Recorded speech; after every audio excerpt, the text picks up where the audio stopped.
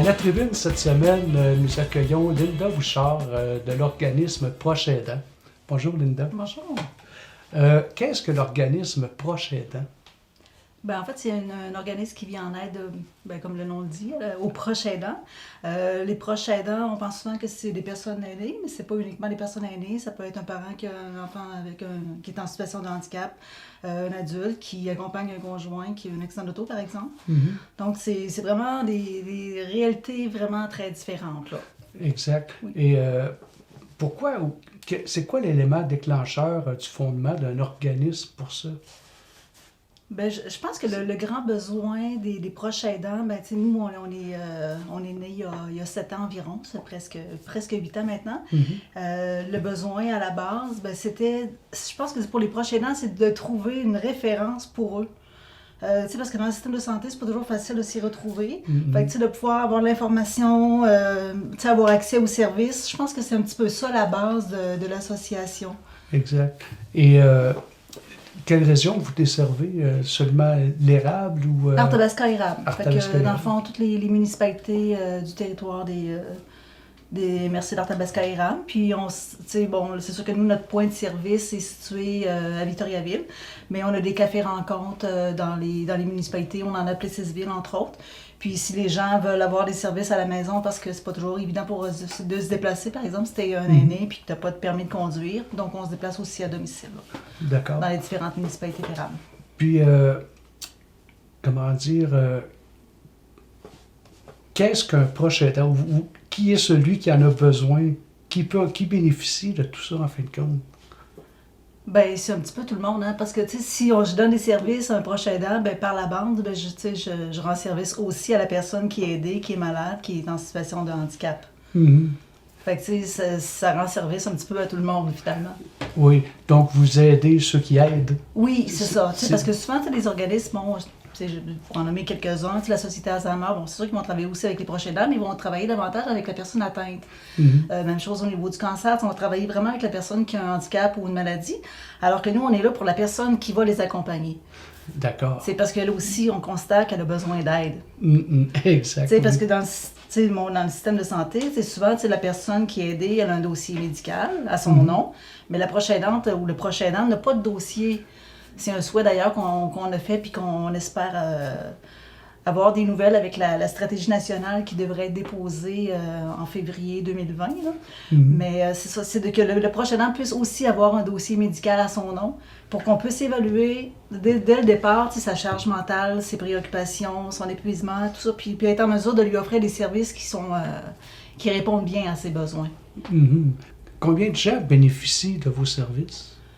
Oui, c'est ça. En fait, on a 250 membres actifs à l'association. Ça, c'est des gens qui reçoivent le journal. Mais on a des gens, c'est pas nécessaire d'être membre, nous, pour participer à nos activités. Les gens peuvent participer à une conférence, à une séance d'information. Fait qu'on rejoint tout près de 500 personnes par année, là, avec nos différentes activités, là. Mm-hmm. On n'est pas une grosse équipe, fait qu'on n'a pas une panoplie non plus d'activités incroyables. On est 3 personnes dans l'équipe, là, dont une à temps partiel. Oh my. Que faites-vous comme activité pour amasser des fonds? Ou, est-ce que le gouvernement vous aide? Ou... Nous, on est financé à la base, on est un organisme communautaire, donc on est financé par le PSOC, le Programme de soutien aux organismes communautaires, qui est un programme du ministère de la Santé. Ça, c'est notre financement de mission, si on veut. Mm-hmm. On a aussi un bailleur de fonds qui est l'Appui Centre du Québec, qui finance des projets, mais plus réservés aux proches aidants d'aînés. Fait qu'il y a différentes activités qui sont financées par eux, donc il y a des cafés-rencontres, certaines formations. Puis, c'est ça. Puis pour ce qui est de l'autofinancement, c'est toujours un défi quand tu as un petit organisme avec peu d'employés de réaliser des grandes activités de financement. Mais récemment, on travaille avec la Fondation communautaire d'Arthabasca. Donc, qui rejoint environ 25 organismes. Fait qu'on se regroupe pour créer des activités de financement. Puis, ça rapporte, on met toutes nos énergies ensemble pour créer des événements, puis qui va rapporter, dans le fond, à l'ensemble des membres. Là. Mm-hmm. Fait que c'est comme une nouvelle fondation qui a été mise en place là, pour répondre à ces besoins-là. Oui. Chloé Sainte-Marie et Gilles Carle, disons qu'eux autres, ils ont donné la claque pas mal là, pour les proches aidants. Hein? Ben, en fait, eux, leur projet, c'est vraiment les maisons Gilles Carle. Mhm. Il y en a quand même quelques-unes au Québec. C'est des maisons qui offrent du répit aux proches aidants. OK. Fait que c'est sûr qu'ils ne sont pas allés nécessairement dans la formation ou dans des sensibilisations, mais davantage dans des mesures d'hébergement pour offrir un petit break là, aux proches aidants, l'espace de une nuit, 2 nuits. OK. Donc, c'est pas Pendant tout à la fait le même... Non, pas tout à fait. Mais tu sais, ça a fait quand même connaître la cause. Là. On ne se le cachera pas que ça a mis un petit peu les proches aidants sur la map. Là, parce que même si les proches aidants sont... tu sais, avant ça, on appelait ça des aidants naturels. Mhm. On a comme changé un petit peu la terminologie. Ça reste le même rôle, la même responsabilité, les mêmes enjeux. Mhm. Oui, en fait, Chloé Sainte-Marie et Gilles Carle ont beaucoup fait connaître l'approche aidance. Là. On en a parlé beaucoup plus mais dans les médias depuis qu'ils ont fait une sortie publique puis qu'ils ont mis des choses en place pour eux. C'est sûr qu'on parle d'une réalité qui est très prenante dans leur cas. Tu sais, Gilles Carle, c'était quelqu'un qui était vraiment en perte d'autonomie quand même importante. Fait qu'il faut pas non plus oublier les gens qui ont des proches, tu sais, qui sont les proches aidants d'une personne qui est pas nécessairement dans une situation Dramatique. Dramatique, oui, c'est ça, si on veut l'appeler comme ça. Là. Mhm. Fait que, tu sais, il faut pas oublier tous les autres proches aidants, tu sais, parce que les gens se comparent souvent entre eux, pour dire, bon, tu sais, non, moi, je prends pas soin de proche 24 heures sur 24, mais je suis quand même une proche aidante, puis j'ai quand même, je peux avoir des difficultés à gérer cette situation-là, puis je peux être aussi en situation d'épuisement. Mhm. Fait que, tu sais, il y a différentes réalités. Puis c'est Faut pas tenir compte évident, aussi. c'est pas évident d'être proche aidant. Hein, aussitôt que on vit en couple, il y en a un des deux qui tombe en dépression majeure ou peu importe, on se retrouve automatiquement proche aidant. Oui, Mais celui qui s'en occupe, qui s'occupe de l'autre, n'est pas nécessairement reconnu non plus. Tu sais, quand il commence au début, il n'y a pas d'information, il n'y a rien, il fait ce qu'il peut, puis... on se reconnaît davantage proche aidant quand il y a un diagnostic qui est posé. Tu sais, si mon proche, on vient de lui annoncer qu'il a un cancer, c'est plus facile pour la personne de se reconnaître comme proche aidant, mais tu sais, si mon parent est vieillissant, puis que, tu sais, je fais des tâches, j'en ajoute toujours un petit peu plus d'une fois à l'autre, mais on s'en rend moins compte. Exact. Tu sais, on accepte la situation comme elle vient, puis on réalise pas nécessairement. Tu sais, c'est d'ailleurs comme association, notre principal défi, c'est la sensibilisation, permettre aux gens de se reconnaître. C'est pas une obligation de se reconnaître comme proche aidant, mais ça nous permet d'avoir accès à des services auxquels j'ai droit. Mhm. C'est plus ça. Parce que veut pas, quelqu'un, tu sais, comme vous puis moi, là, qui n'a pas de formation comme proche aidant, puis qui doit prendre soin de quelqu'un, on va tomber dans de l'épuisement à un moment donné. Là. Oui, parce que, tu sais, actuellement, les proches aidants, tu sais, on voit le système de santé actuel, bon, il manque de ressources humaines, tu sais, c'est difficile. Fait que, tu sais, les proches aidants, ils prennent beaucoup de ces tâches-là, tu sais, de faire un pansement, de donner une médication, tu sais, des choses qu'ils n'auraient peut-être pas fait nécessairement comme proches aidants, mais tu sais, on leur donne quand même un petit peu plus de tâches maintenant. Fait que, tu sais, il faut que le proche aidant, bon, oui, s'il est à l'aise de le faire, ça va, mais tu sais, il faut qu'il soit en mesure de poser ses limites aussi, puis de dire, bon, tu sais, moi, je suis pas à l'aise du tout avec ça, tu sais, je suis pas à l'aise, par exemple, de faire la toilette à mon père. Mhm. Fait que, tu sais, il faut comme proche aidant, mais nous, comme association, c'est un petit peu notre rôle, tu sais, oui, il y a des besoins, mais, tu sais, avec ces besoins-là, ben, c'est leur permettre d'identifier un petit peu plus leurs limites.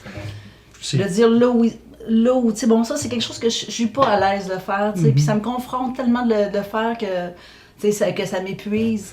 Exact. Fait que c'est là que nous, on les guide vers les ressources pour essayer de trouver l'équilibre. Là, tu sais, une proche aidante, c'est pas un rôle qu'on doit jouer tout seul. Mhm. Parce que veut pas, si on dépasse nos limites, ben on va tomber dans une culpabilité aussi de dire non, je suis plus capable. Oui, puis la culpabilité, ça, c'est l'émotion là, qui est la plus vécue par les proches aidants. Là. Exact. Toujours en faire plus. Je suis capable encore. Qu'est-ce que les gens vont dire si je le place? Fait qu'il y a comme tout un lot de culpabilité là, de différents ordres. Là. Mhm. Puis ça ne doit pas aider grand monde de vivre la culpabilité. Non, ça gruge en dedans un petit peu l'énergie. Là. Exact. Comment pouvons-nous participer à votre organisme? Ben, peut-être que je l'ai nommé aussi tantôt, mais c'est pas nécessairement c'est pas nécessaire d'être membre pour pouvoir participer aux activités. Les activités sont ouvertes à tous les proches aidants. C'est sûr il y a des activités qui sont spécifiques pour les parents de jeunes enfants. Puis on a des activités qui sont plus spécifiques peut-être aux aînés ou aux adultes.